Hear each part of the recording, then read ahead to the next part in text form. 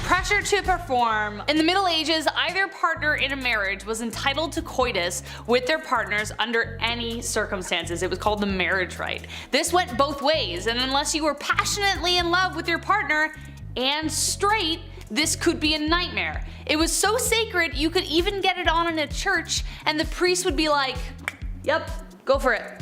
Failure to perform in the bedroom or anywhere was grounds for divorce, which was a huge deal at the time. Now the first problem here is a lack of consent, but the biggest problem for men who weren't inclined to sleep with their wives was impotency. There was no sympathy for men in these circumstances. If a wife accused her husband of this, then the couple would have to undergo a bedroom trial, where a crowd of wise elders, mainly grandmothers, aunts, and mothers, would watch the couple in their bedroom for 3 nights. If you were rich, this was even worse. These trials would be carried out in public, in court. Yeah, that's right. The wife had to prove that the husband couldn't get it up in court. Now he could call on women of the night to prove his prowess, if he was so inclined, but if it was proven that he couldn't, then the couple would be divorced. But the bottom line, the main point of marriage was to have children, and if there weren't any, then this failure was placed heavily on the man. Number 9. Beastly justice. I figured I would put a lighthearted one on this list. This actually made me laugh while I was researching it. Beastly justice was when animals had to go to court. They were also put on trial, like a full trial. It's wild to look back at a night and the things they had to do for their kings and queens, but the fact that they also had to get up early and attend these courts, royal courts, where a wild animal was taking the stand. And it actually happened in history. This would happen after an animal runs through town. It would attack people, being confused and all, as most animals are, but the townsfolk would actually believe that the devil was involved in this animal's scheme. Like these animals worked for Big Red himself. In 1457, villagers in France had to deal with 6 pigs who ran wild and attacked locals. They did a lot of damage, so instead of just putting the animals down or setting them free, away from your town, they took them to a real trial. There was a judge, a couple prosecutors, 8 witnesses, a defense attorney for the pigs, which I gotta say, we should do a list just on that person alone. What a weird job. These pigs were hung from a gallows tree. A knight had to formally hang pigs after a trial was concluded. The 1400s were a wild time. Your Honor, due to my client being a pig, Number 8. A tanner. Even for a medieval peasant who never washed or cleaned themselves and literally lived in filth, this was a dirty job. Women were more commonly found in household chores or as milkmaids, barmaids, weavers, artisans, and tenant farmers. This job may have fallen mostly to men, and it was a rough one, I'll tell you. Men would rather go to war than do this job. You had to get skins from a butcher, along with the grime that covered it, which was mostly manure and blood. Then you had to trim the skins and get rid of all the hair. To do this, they had to let the hair follicles rot by sprinkling it with urine or soak it in a wood, ash, and lime solution. Can you tell which one was cheaper? Then they'd scrape off the hair and any skin before washing it again in pigeon droppings or dog poo to remove the lime and make it softer and more flexible. Or the craftsman might use fermented barley or rye with stale beer or urine, again, as an additive. This could take up to 3 months. 3 months plus longer, as there was more rinsing and stretching until it could be used.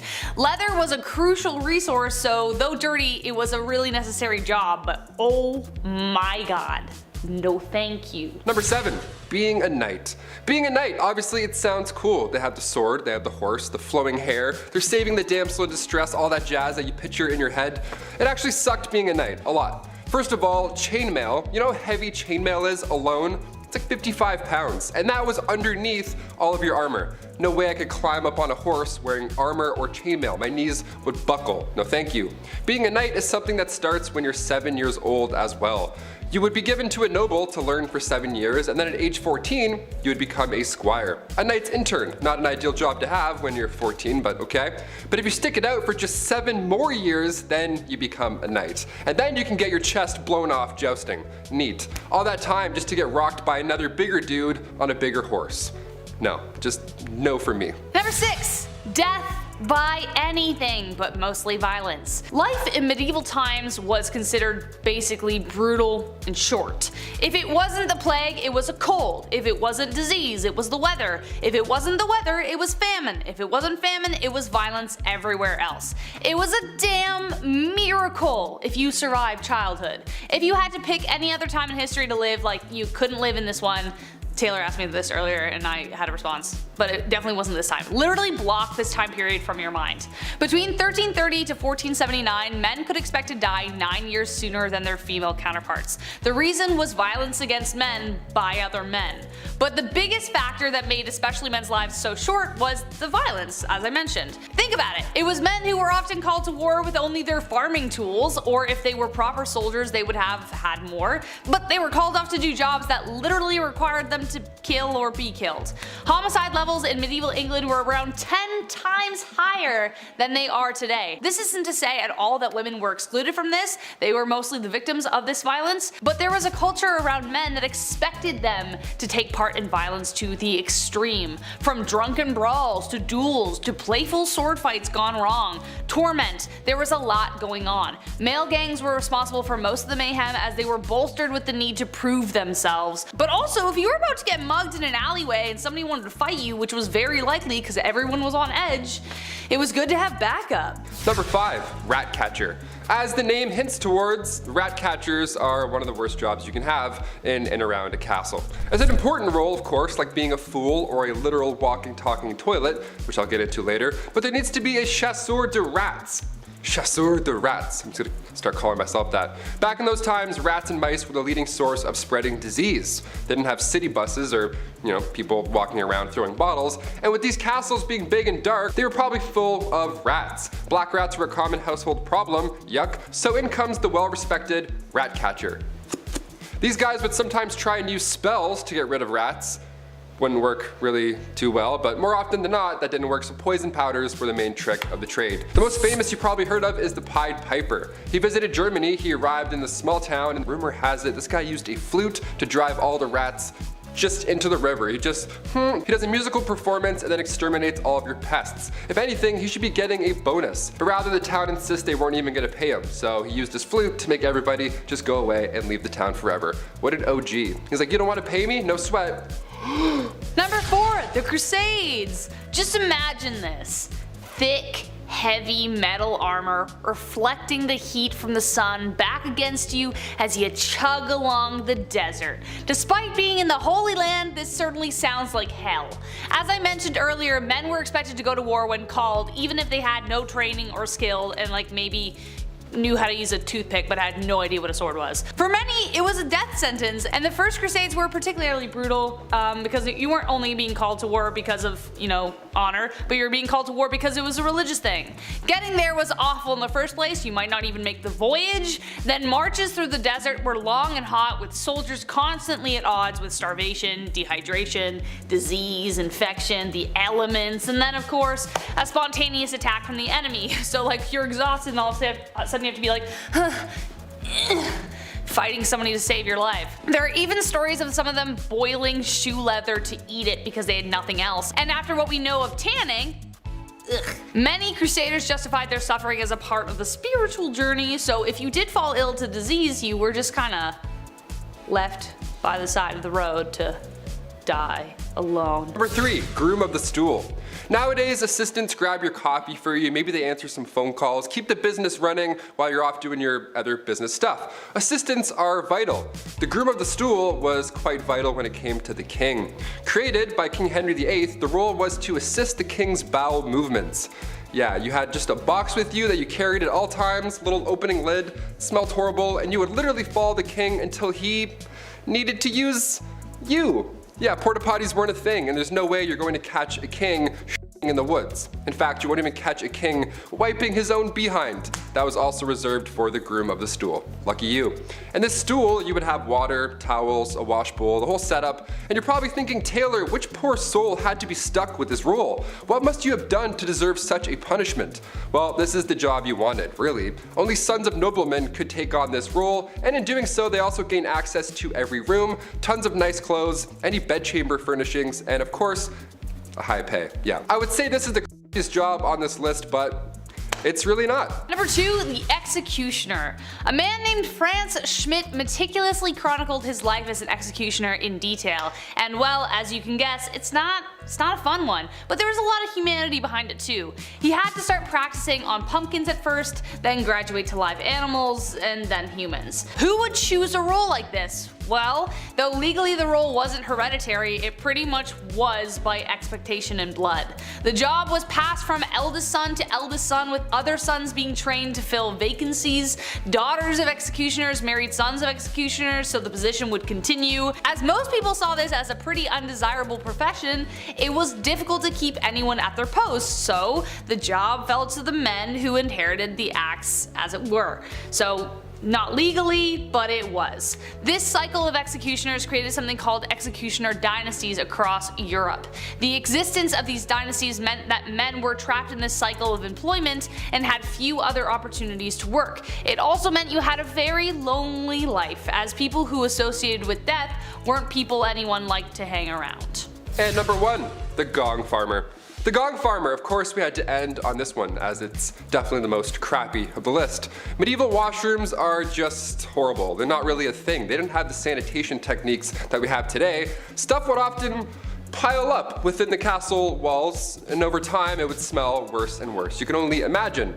The rat trapper would be around this area too, I'm assuming. So maybe they would see each other and fist bump and be like, hey, our jobs suck, nice, let's do it, get that bread. So these respected gong farmers, they would come in and take the bad stuff away from the castle. They were crap commuters, essentially. These cesspits were usually in the bottom of the castle, the lowest level, because you know how gravity and things work. These guys would go in and dig through years of yuck, piles of it, just moving all day long back and forth out of the castle. They too were paid well, really well obviously, but a lot of these gong farmers got sick. A good number of them just wouldn't come out of those pits. Pretty horrible, right? And on top of that, people didn't like talking to them. Their job wasn't cool like the guy who takes heads. Head and shoulders also didn't exist back then. They didn't smell the best. They were often just kind of and they cross the street. It was sad. It was all bad. Hashtag all bad. Kicking off the list at number 10, Together at Last. Remember when you were a kid and your mom would bump into their friend at the grocery store? That was the worst. While they caught up for what seemed like hours, you were bored out of your mind just staring at like bags of rice and cleaning detergent. That's when the shrew's fiddle comes in. 2 women would be locked together, hands included, and face each other, all because they were too loud or they were arguing. These were used in the Middle Ages, most commonly in Germany and Austria, and the contraption would have 3 holes, one for each wrist and the third for your neck. Now sometimes they would attach a bell to these shrew's fiddles to alert the town that the victim was walking by, you know, in order to talk smack, maybe huck a tomato or 2. But the double fiddle, that was the worst. You weren't released until the argument had settled. Some families have an argument shirt where they put the 2 little siblings in and they can't take the shirt off until they get along. This is like a horrible medieval ages version of that. Much, much more uncomfortable. Not made of cotton. Or funny. Just bad. Just all bad. Number 9, point blank period. Alright babes, let's try not to shudder, but let's talk about periods for a second. Aunt Flo, the Red Sea, Shark Week. So many names to describe a pretty sucky time for people who get their period, right? Well, it might suck these days, but back in the medieval times, it was a hell of a lot worse. They just didn't have the same kinds of resources that we have today, so a lot of people had to use their noodle to figure out how to get by. Period products weren't really a thing back then, so people had to get creative. They would use rags or other linens to fashion a pad, but underwear also wasn't really all that popular yet, so they had to find a way to keep things in place. They would also sometimes fashion a makeshift medieval tampon of sorts where they would wrap cotton fabric around a twig and shove it up their hoo-ha. Sounds mighty uncomfortable if you ask me. Some people would also seek out bog moss because it was remarkably absorbent, so they would make their period products out of that sometimes too. This type of moss garnered the name blood moss because of its use in treating wounds and use in period products. For other people who just couldn't create these kinds of things, they would just resort to wearing red the whole time, so everything just kind of blended in. Menstruation, but make it fashion. Number 8, the ducking stool. This next one requires so much effort as like a team. I can't believe this was a real thing. The ducking stool was made to punish women involved in sexual activities. How dare you? shame. Men were punished too, but if we know anything about history, it was mostly women who had to put up with this shit. There was first the standard ducking stool, so women would have to sit in this chair, strapped down while sitting outside of their home, or they were carried down the street. Humiliation at its finest. The town would be like, they had sex, can you believe it? Let's take the day off work and embarrass them now. Losers, they're the losers.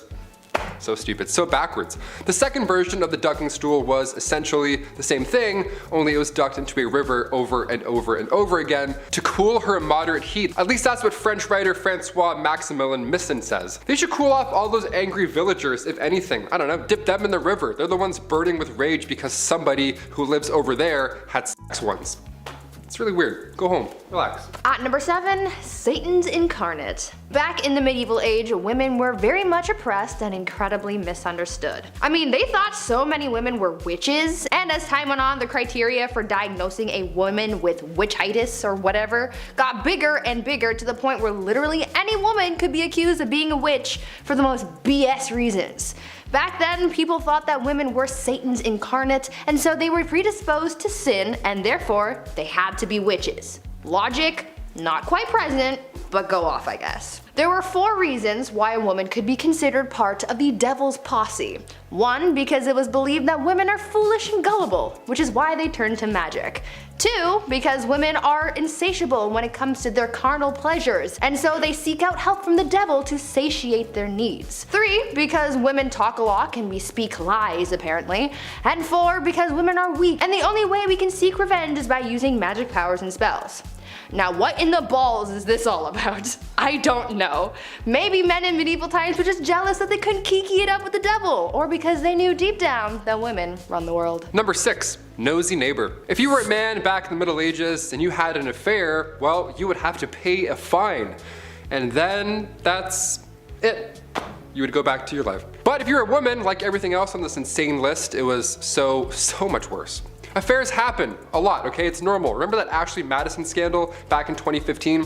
It sucks, but also it's not surprising at all. This isn't news to us. Back in the Middle Ages, women were treated the worst for these affairs. They would take their noses off. They would literally take a woman's nose and or ears off of their face because they had an affair. Frederick II used to punish adulterers by using rhinotomy. That was the removal of one's nose. The whole point of this was to make the victim unattractive. Isn't that the worst thing you've ever heard? This is a real thing people did, swear to God. Thing is, nobody is running around confessing that they're cheaters. Somebody has clearly spilled the beans, so they knew what was gonna happen if they got caught, yet they would still rat each other out.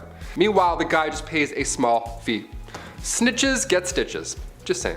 At number 5, married young. Lots of people get married at different ages. I mean, I know people I went to high school with who are already married, and I know people who didn't get married until later in life. But in medieval times, women, or rather girls, were getting married off at very young ages. At just 12 years old, a girl would reach the age of maturity and was then entitled to marry, usually to someone her parents had already chosen for her. To me, that just sounds so unfair, right? I mean, this kid hasn't really been able to live their life, make mistakes and learn from them, and now they're expected to be a wife and soon a mother? I could never. I mean, I'm only 22, so I'm not even thinking about those prospects, but I couldn't even imagine the amount of pressure that would be on a 12-year-old at the time. What's worse than just the age at which these girls got married was the treatment that they received from their husbands. Under civil law, a husband was literally allowed to physically harm his wife. In moderation, of course.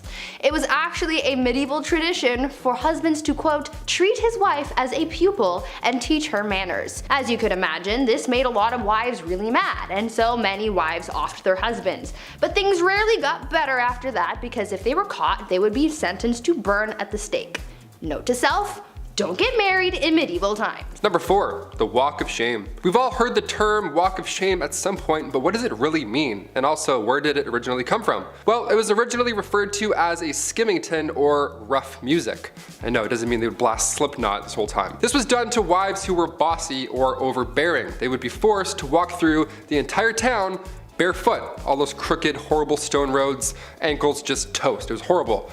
They would also be scantily clad too, because Why not? Because men are making the rules, that's why. And as you guessed it, crowds would be waiting outside, all prepared to bang pans and yell horrible things at her. I guess these dudes just never had jobs. I don't know, they were just always on standby, ready to yell at a lady walking by through town, bare feet, all because she was deemed too bossy. Okay. If you're wondering who exactly is responsible for these public humiliations, the court. The official court. Judge Judy back in the day would be like, yes or no, did you raise your voice? Okay, case dismissed. Take your shoes off, we're done here. What a joke. At number 3, ladies of the night. Sometimes you gotta do what you gotta do to get that coin, right? We all have our side hustles and dead-end jobs to be able to afford rent and whatnot. And sometimes we're not exactly proud of the work that we do to make money. It was the same back in medieval times. People had to find any means to make money, and for a lot of women, they used what their mama gave them to support themselves and their families. One of the more positive sides of life for women in medieval times was the fact that being a woman of the night was actually a recognized profession. Later on throughout the times, this profession would be deemed illegal, but in medieval times, it was as common as being a baker or something. These women were actually considered to be merchants because they sold their bodies as if it was any other sellable good. Being a woman of the night was such a common and widespread profession that nearly every town in medieval times had a brothel, even in towns with small populations. So yeah, maybe they didn't have that big of a marketplace, but they no doubt had a place where you could go see some quality mommy milkers. Number 2, grand theft witchcraft. If you were a woman in the Middle Ages, you were accused of being a witch pretty often. They thought women communicated with the devil, like Bree mentioned earlier, just because some townsfolk with 3 teeth said so. Great, thanks Abe.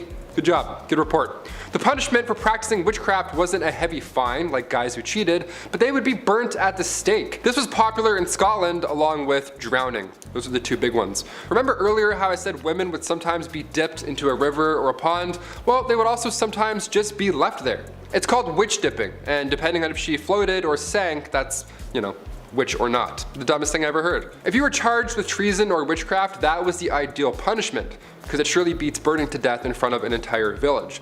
This all got out of control come the start of the 17th century with the Salem witch trials. That's when people were like, you know what, I think this is wrong. I think we should stop, let's put this torch out, I think we're good. That's when 19 people were executed for being witches. God forbid you knew how to do bedmas in the Middle Ages.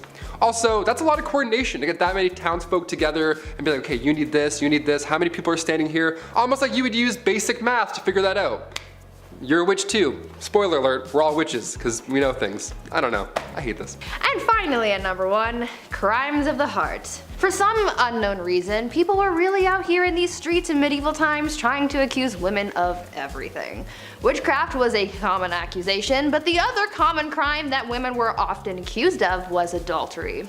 But you see, the thing is, someone could accuse a woman of adultery even if she never had physical contact with another person. Now, how the heck does that work, you ask? Well, it depended on where these people lived. During the medieval age in the Byzantine Empire, it was considered adultery if they spent a night outside of their husbands' or parents' homes. In Slavic parts of Europe, a woman could be considered guilty of infidelity for simply going to a public event. I'm pretty sure with this logic, if you even breathe in the same general vicinity of a man, then you could be accused of adultery.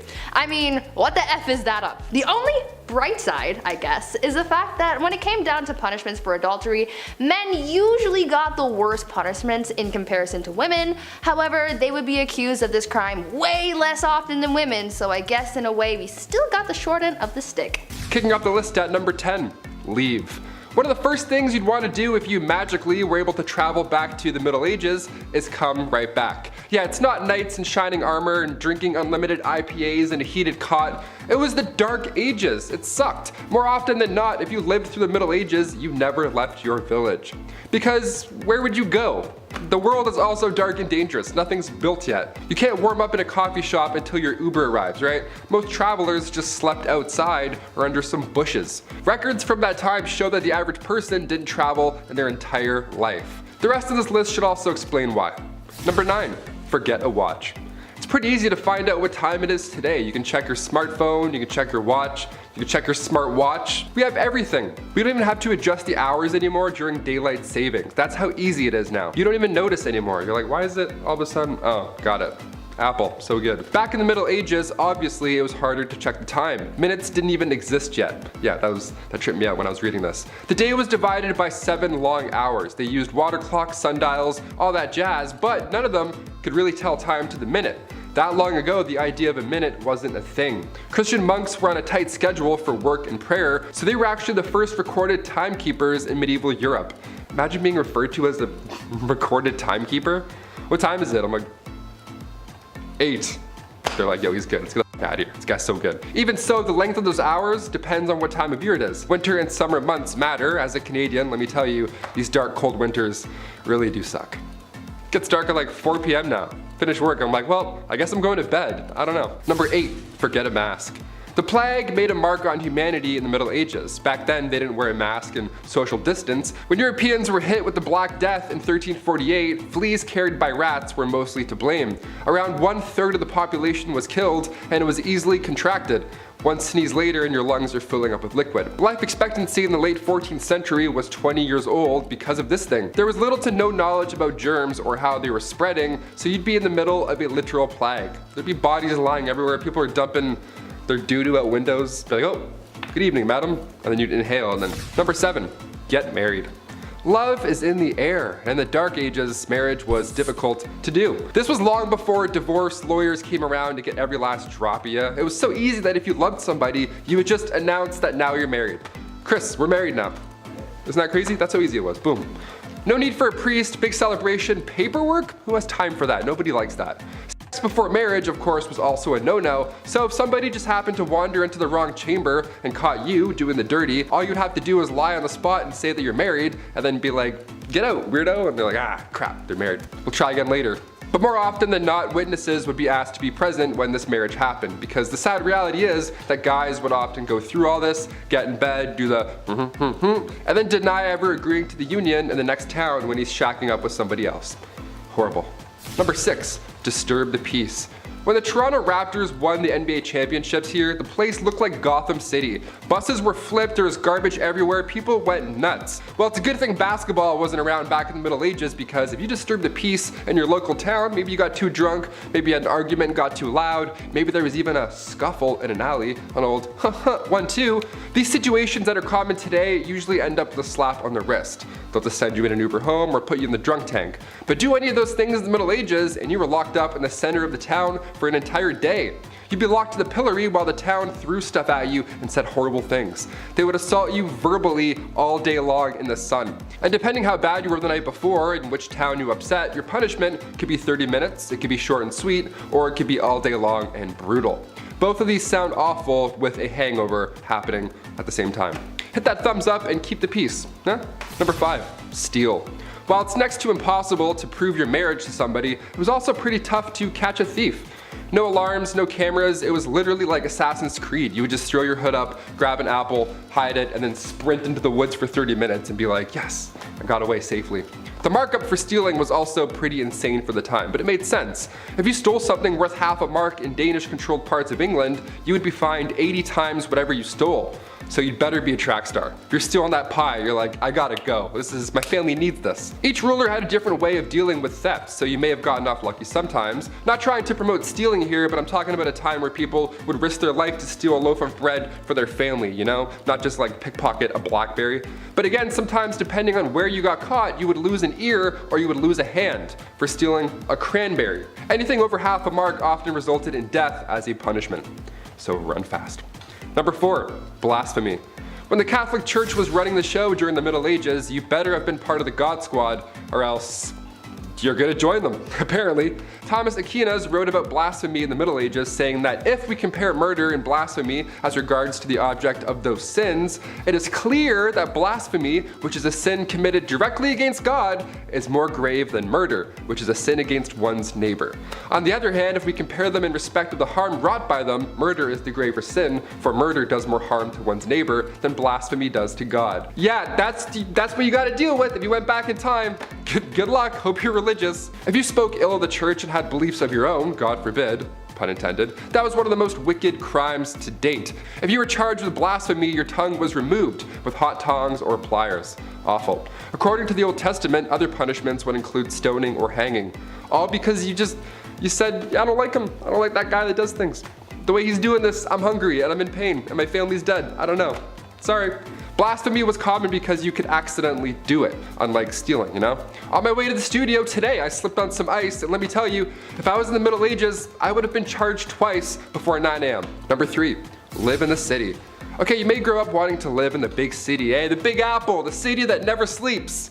Whatever pulls you to the city, it would have been a lot different back then. Living in the city sucked. It was actually preferred to live in the countryside in the middle of nowhere.